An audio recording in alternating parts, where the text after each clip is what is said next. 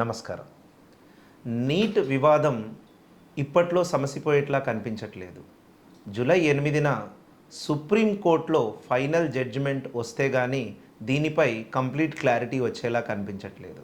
Hashtag re-NEET అని, hashtag no re-NEET అని అన్ని సామాజిక మాధ్యమాల్లో, ట్విట్టర్తో సహా మిగతా అన్ని సామాజిక మాధ్యమాల్లో ఈ విషయంపై బజ్ ఏర్పడింది. అయితే రీనీట్ ఉండాలా వద్దా అనేది ఈరోజు మన ముఖ్యాంశం. అయితే దీనిపై మాట్లాడేందుకు మనం ముందుకెళ్లే ముందు కొన్ని విషయాలని సంక్షిప్తంగా తెలుసుకుందాం.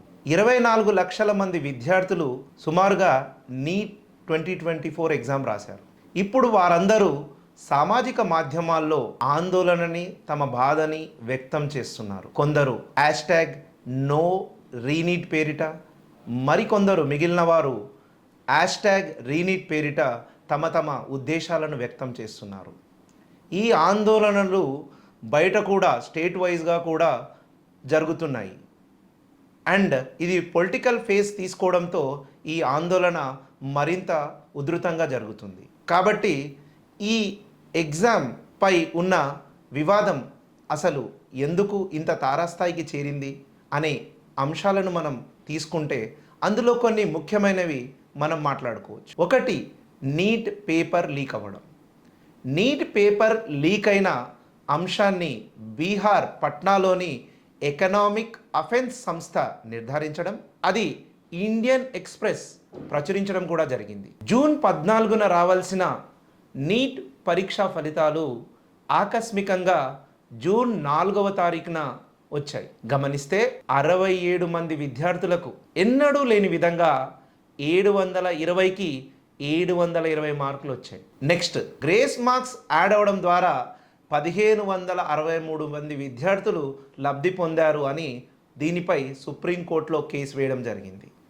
గ్రేస్ మార్కులు యాడ్ చేయడం ద్వారా కొందరు విద్యార్థులకి ఎన్నడూ లేని విధంగా 718, 719 మార్కులు వచ్చాయి.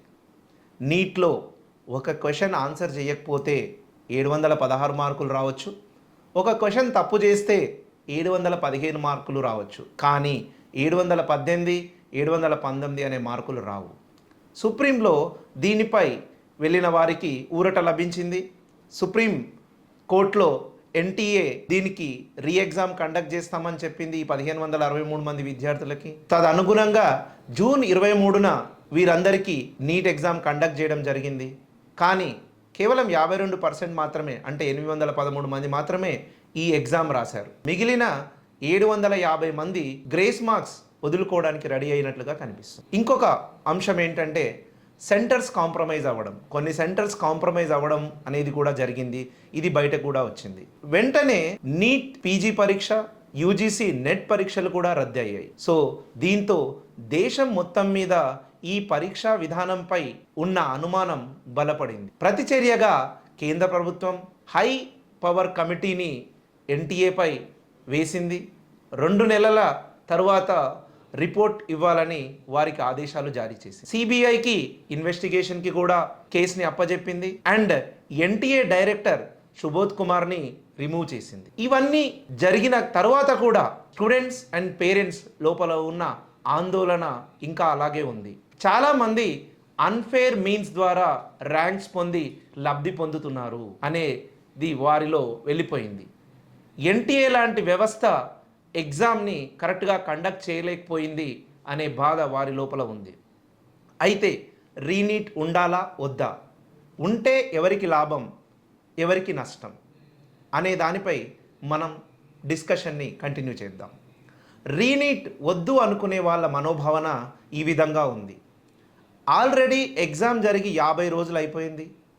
వారు వారి స్వస్థలాలకు కూడా వెళ్ళిపోయారు. బుక్స్ కూడా వేరే వాళ్ళకి ఇవ్వడమో లేదా అమ్మివేయడమో జరిగింది.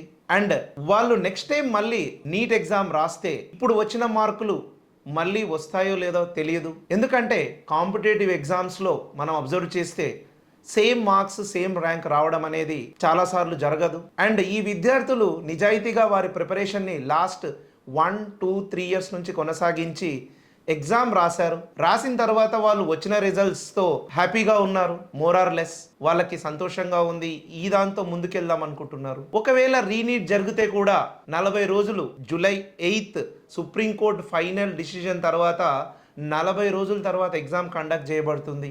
40 రోజుల తర్వాత రిజల్ట్స్ రిలీజ్ అవుతాయి. ఓవరాల్గా ఒక 3 నుంచి 4 నెలల టైం వేస్ట్ అవుతుంది. అంటే అకాడమిక్ క్యాలెండర్ డిలే అవుతుంది. సో దీని ద్వారా కోవిడ్లో వచ్చిన పరిస్థితి మళ్ళీ ముందుకొస్తుంది. అయితే రీనీట్ జరగడం ఎంతవరకు ఇంపార్టెంట్, దీనిపైన రీనీట్ జరిగితే ప్రోస్ అండ్ కాన్స్ ఏ విధంగా ఉంటాయి, రీనీట్ జరగడం ఎందుకు ఇంపార్టెంట్ అనేది మనం మాట్లాడుకుంటే, అన్ఫేర్ మీన్స్ ద్వారా లబ్ధి పొందిన వాళ్ళు రీనీట్ జరిగితే ఆ లబ్ధి నుంచి దూరం జరుగుతారు. ఎవరైతే విద్యార్థులు నిజాయితీగా ప్రిపేర్ అయ్యారో, ఎవరైతే ప్రిపేర్ కాలేదో వాళ్ళందరికీ సమాన అవకాశాలు దొరుకుతాయి. సమాన అవకాశాలు ఇచ్చినప్పుడు విజయం పొందొచ్చు అనేది మన వ్యవస్థలో చాలా వరకు ఎగ్జామ్స్ ద్వారా ప్రూవ్ అయ్యింది. సో ఇప్పుడు ఆ వ్యవస్థపై మళ్ళీ నమ్మకం పెరిగేలా చేస్తుంది. అయితే రీనీట్ కండక్ట్ చేయడం ద్వారా అందరికీ ఒక అవకాశం దొరుకుతుంది. ఆ అవకాశాన్ని సద్వినియోగం చేసుకోవాలని అందరూ భావిస్తున్నారు. సో ఆ దిశగా కనుక అడుగులు పడితే వ్యవస్థపై నమ్మకం పెరుగుతుంది అండ్ స్టూడెంట్స్, పేరెంట్స్ కూడా కొంచెం హ్యాపీగా ఉంటారు. అకాడమిక్ ఇయర్ డిలే అనేది తప్పదు. సో దీని గురించి మీ ఆలోచన ఏ విధంగా ఉంది కమెంట్ చేయండి. మళ్ళీ నెక్స్ట్ వీడియోలో కలుద్దాం.